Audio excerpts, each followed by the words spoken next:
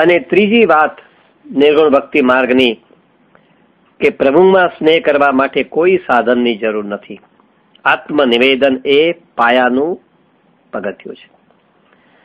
જેના દ્વારા પ્રભુમાં પ્રેમ પ્રગટે છે એ માર્ગને આપણે શું કહીએ છીએ? પ્રેમ લક્ષણા ભક્તિનો માર્ગ. એને જ આપણે નિર્ગુણ ભક્તિનો માર્ગ કહીએ છીએ.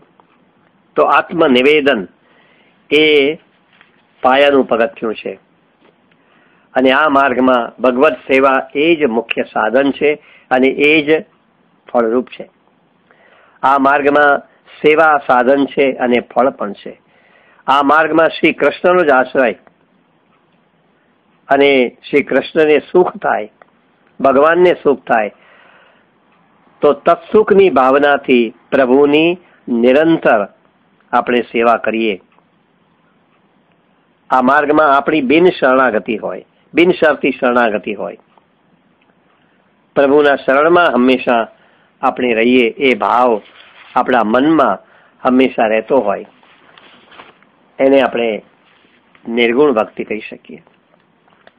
કે જ્યાં આગળ કેવળ પ્રભુના સુખનો જ ખ્યાલ, પ્રભુના સુખની જ એકમાત્ર અપેક્ષા અને પ્રભુ પણ જીવના સાધનનો વિચાર કર્યા વિના પોતાની ઈચ્છાથી જ જીવના દાસત્વનો ને અંગીકાર કરે છે. તો પુષ્ટિ ભક્તિ આવી નિર્ગુણ છે, આવી નિષ્કામ છે અને આપણા ચારેય પુરુષાર્થ રૂપે હંમેશા ભગવાન જ હોય. સર્વાત્મા ભાવથી પ્રભુને આપણે સર્વ સમર્પણ કરીએ, કેમ કે આખરે ભગવાન પ્રગટ થાય છે તો જીવની દીનતાથી પ્રગટ થાય છે. એના દાસત્વથી, દાસત્વનો સ્વીકાર કરીને પ્રભુ પ્રગટ થતા હોય છે. તો આ રીતે નિર્ગુણ ભક્તિ, નિષ્કામ પ્રેમ લક્ષણા ભક્તિ નો જ પુષ્ટિ માર્ગમાં સ્વીકાર છે. એટલે અહીંયા બે મુદ્દાઓનો આપણે વિચાર કર્યો કે આપણા ઈષ્ટ કોણ? તો આપણા ઈષ્ટ એકમાત્ર યશોદો સંગ લાલિત શ્રી કૃષ્ણ. અને એટલા જ માટે મહાપ્રભુજીએ આપણને ચતુશ્લોકી ગ્રંથમાં બહુ સુંદર શબ્દોમાં સમજાવ્યું છે. સર્વદા સર્વભાવેન ભજનીયો બ્રજાધિપ.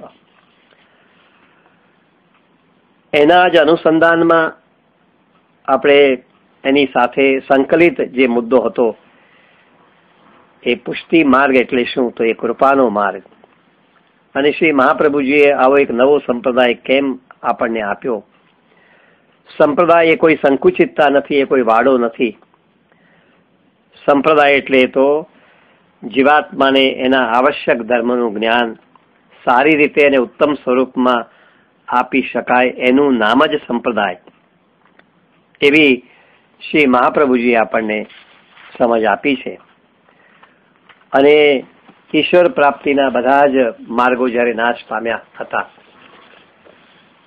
ત્યારે એકમાત્ર આપણી માટે ઉપાય હતો કૃષ્ણ એવ ગતિર્મમ.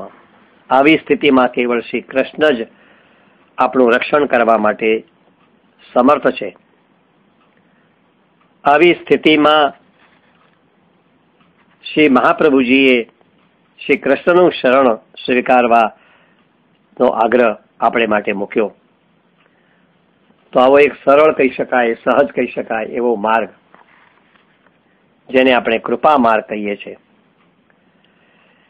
કે જેમાં ભગવાન જીવાત્મા પર કૃપા કરવાને માટે સામે ચાલીને પધારે અને પોતાની કૃપા દ્વારા જીવાત્માનો ઉદ્ધાર કરે, એનું નામ જ પુષ્ટિ માર્ગ. એ પ્રેમ લક્ષણા ભક્તિનો માર્ગ છે, જેમાં પ્રભુને આપણા પ્રેમથી, આપણા પ્રેમ ભાવથી જ આપણે રીઝવી શકીએ.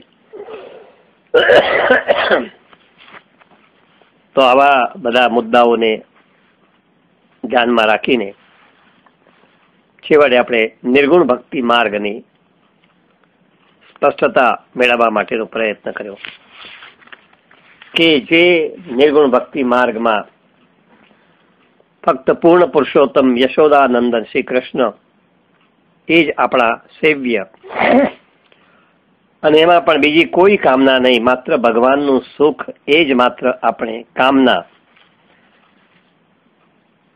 પ્રભુમાં સ્નેહ કરવા માટે જીવને બીજા કોઈ સાધનની પણ જરૂર નથી. આ માર્ગમાં ભગવત સેવા એ જ મુખ્ય સાધન છે અને એ જ ફળ છે. શ્રી કૃષ્ણનો જ આપણે એ રીતે આશ્રય કરીએ છીએ અને અનન્યતાથી, અનન્યતાના ભાવ સાથે શ્રી કૃષ્ણનું નિરંતર આપણે સેવન કરીએ છીએ. તો આ રીતે પુષ્ટિ ભક્તિ આવી નિર્ગુણ છે, નિષ્કામ છે. આપણા બધા સંબંધો ભગવાનની સાથે જોડાયેલા રહે છે.